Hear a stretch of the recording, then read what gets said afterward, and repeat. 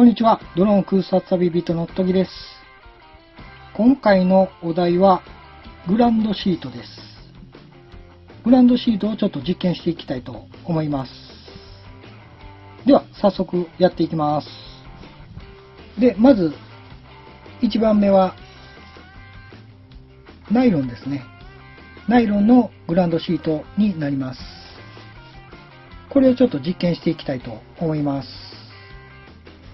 よし。一応、個数14個の氷を用意しました。で、ここに、グランドシートをかぶせて、その上に温度計を置きます。で、今現在こんな感じですね。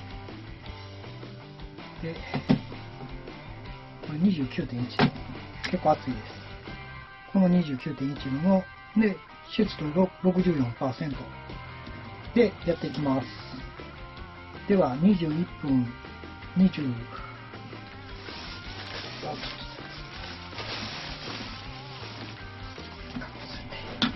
はい。では35秒。0時21分35秒で置いて、で、1時間後に来ます。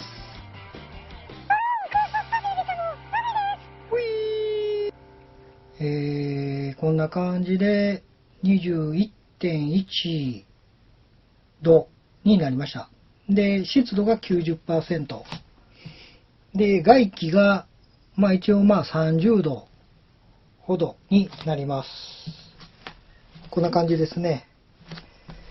んで、ここはやっぱしちょっと濡れてますね。ちょっと濡れてる。そんな感じです。ドローン空撮旅人のカリンだけど何？では、次は、最近流行りのタイペックシートになりま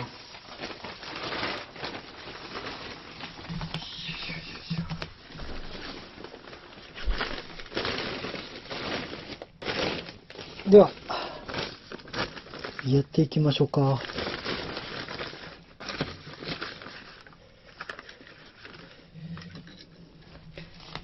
外気温度は 30.1 度。で、これですね。擦れた。で、31.6 度から68。で、1分33、ごめんなさい。1日33分45秒あたりにしましょうか。そんな感じで。行きましょう。はい、来ました。数値が21度の、85% になります。で、外気温度は30度になります。こんな感じです。これはね、結構濡れてましたわ。そんな感じです。14個氷入れてきてます。で、今度は同じタイペックシートで、今度はアルミシートの、銀色の方を下にして、寒い方にして、やっていきたいと思います。では、やっていきます。2時42分55秒。29.7 度の 72% からです。外気温度が30度ですね。ドローン空撮旅人のたぬきにゃ。1時間経ちました。で、外気温度が30度で、こいつですね。こいつの温度が 21.3 度の、86% になります。だから裏返した方がちょっとだけ 0.3 度ほど上がると。だからアルミの方を下にしたらええっていう感じですね。ほんでそんな濡れてない。多少濡れてるけど、そんな感じですわ。これやっぱし、あれやな、地面にアルミ銀色の方を向けた方がいいみたいですね。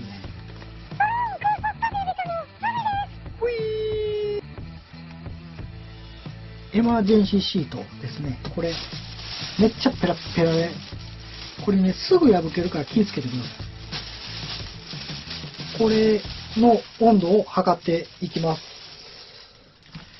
で、14個の、29の 73%。29の 73% でやっていきます。で、3時52分。よし。これで。わあ、ちょっと怖いな。おお。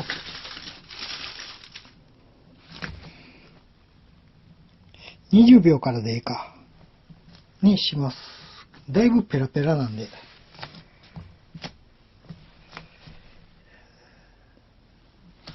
52分20秒です。外気温度は変わらず30度。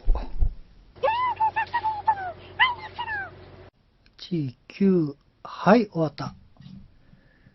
で、1時間経って、外気が 29.7 度なんですけど、ちょっとだけ下がったんですけど、なんと、すごいですね。こんなペラペラやのに、温度が 19.8 度。で、ただ、あれですね、やっぱしペラペラやからかもわかんないですけど、湿度が 92% になります。温度は下がってますわ。なるほど、なるほど。こういう結果に出るのか。そんな感じです。ドローン空撮旅人のカリンだけど何？ちょっとこれ怖いんですけどね。一応数で一回試してみようかなと思って。んだら、一応、スタート。これがなかなか怖いなぁ。で、29.6 度の 73% です。で、5時3分10秒からですね。で、外気温度は 29.8 度になります。ドローン空撮旅人のたぬきにゃ。外気温度が 29.6 度。あと10秒まであともうちょっと。8、9、はい、1時間です。で、これですね。これを見ると、一応、16.8 度の湿度が 79% になります。80% になりました。これどうなんでしょうね。まあまあ、そんな感じです。そして、1時間後に出た結果だけをまとめてみました。こんな感じです。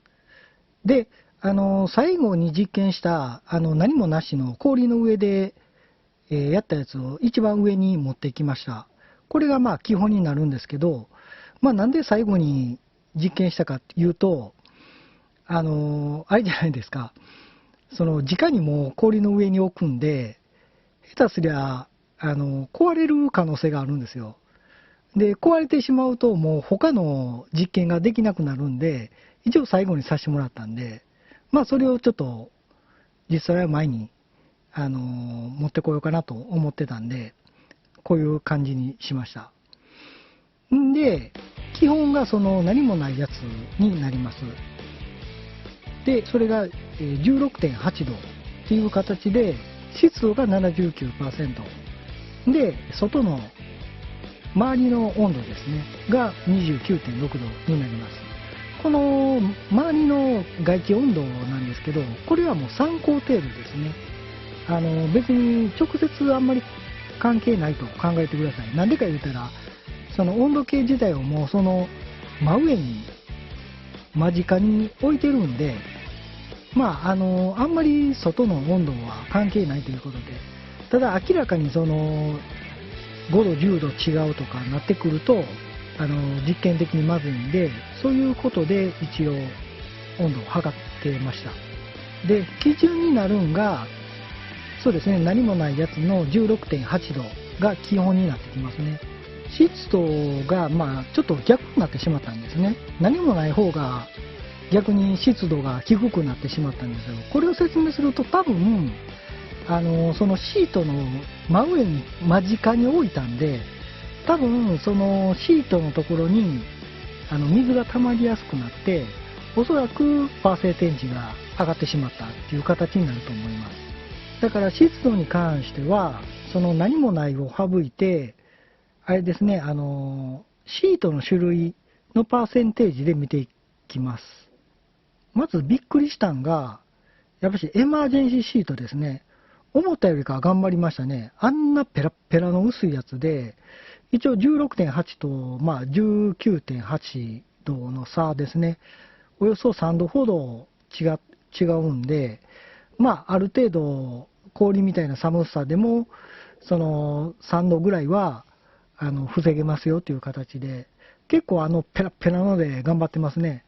ただ湿度に関しては、やっぱし 92% ということで、ほぼほぼ水を結構通してしまいますね。で、大体皆さんが使ってるグランドシードってナイロンと思うんですけど、16.8 と 21.1 の差が 4.3 度になるんで、4.3 度も防げたらすごいですよね。で、ただやっぱり湿度が、ちょっと弱いんですね。一応エマージェンシーよりかは多少買ってるみたいな感じになりますね。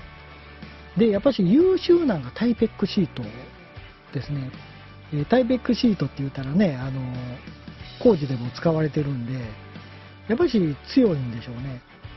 で、差が、あれですね。でも、あれか、シルバー上は、誤差の範囲ですね。ナイロンと変わらないんですけど、0.1 度、低いんですけど、ただこれがびっくりしたのが、あれですよね。